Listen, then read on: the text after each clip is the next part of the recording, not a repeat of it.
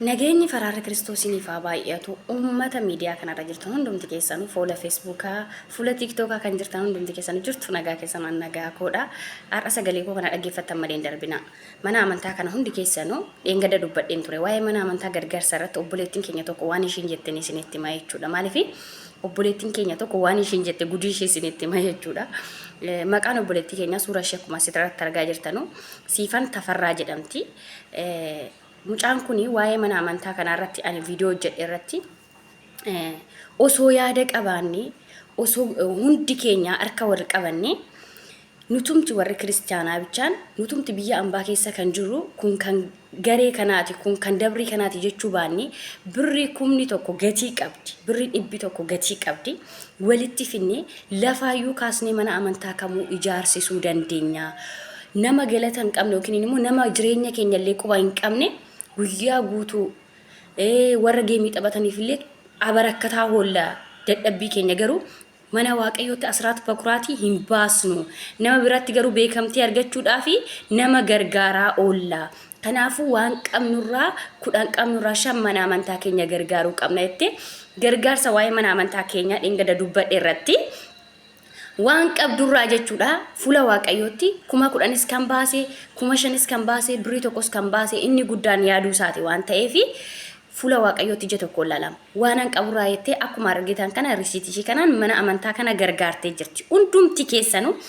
seenaati akkaawuntii ishii kun asirra sinii kaa'ee dakaanis meeshaan godhen jira foloo godhaa obboleettii keenya jajjabeessa namoonni baay'een nama foloo gurguddaa jala kaachaa oolu garuu namni foloo gurguddaa ilaala malee dubbiin gaarii fi yaanni gaarii kan jiru namoota foloo xixiqqoo biraadha jechuudha kanaafuu hundumti keessanuu obboleettii keenya kana jajjabeessa firii tawaayidoo waaqayyo iddoo ati baaste madaala laminitti siifaa guutu jedhaani hundumti keessanuu mana amantaa kana tarabaaramnee wal gargaarree mana amantaa kamiyyuu gargaaruu dandeenya warreettan birrii dhibba tokko birrii dhibba lama birrii dhibba sadii osoo hin jedhin mana amantaatiif hundumti keenya akka abarakkatnu akka kudhan qabnurraa shan gargaaru fedhaaf eeyyama waaqayyoo nuuf haa ta'u warri gargaaruudhaaf ammas fedhii qabdan akkaawuntiin isaa akkuma argitan asirratti isinii barreessee jira mana amantaa kana birrii 1,000 dhibba lamas jettanii itoon tuffatiin akka obboleettii keenya yaada gaarii warri qabdan dhuguma nuti manni amantaa nama dhabee malee qarshii qofa miti maaliif osoo namni jiraatee walii galteen jiraatee manni amantaa kamiyyuu lafaa kaa'amee ni ijaarsifama manni amantaan kun uummatuma akkabaabii sana jirutu waan qabu gurguree sadarkaa kanarraan qaqqabsise malee okin qabeenya biraa jiraateetii miti jechuudha uummatuma achi jirutu kanarraan qaqqabsise nuti immoo osoo harka wal qabannee warri asirra jiru kun immoo biyya ambaa keessa jirru firiin tawaayidoo guunnee jirra nama uumaa jireenya keenya quba hin qabne meeqa gargaaraa oola waan ta'eef birrii dhibba tokko baasnee osoo mana amantaa kana gargaaree sirriitti xumursiisuu dandeenya kanaaf hundumti keessanuu fedhaaf eeyyamaa waaqayyoo yoo ta'e hundumti keessanuu namni waaqayyo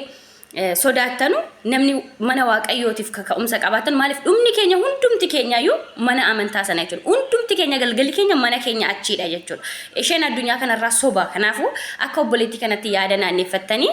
namoota har'aa yoo gootaniif har'aaf isin galateeffatanii boru deebisanii isin amatanuufu waa meeqa gochaa hoollaa garuu mana amantaa keenya zalaalama jiraa keenya miti du'aan keenya illee achi kan dhaqu garuu mana amantaa keenya sirreeffachuu yaada akkasii hin qabnu piliis hundumti keessanuu maqaa waaqayyootiin waan qabnurraa kudhan qabnurraa shan mana amantaa kana akka gargaarru isiniin jechuu jaaladha obboleettii keenya iddoo ati baaste madaala laminitti siifaa guutu yaada kee kanuma waaqayyo kana caala siifaa ibsu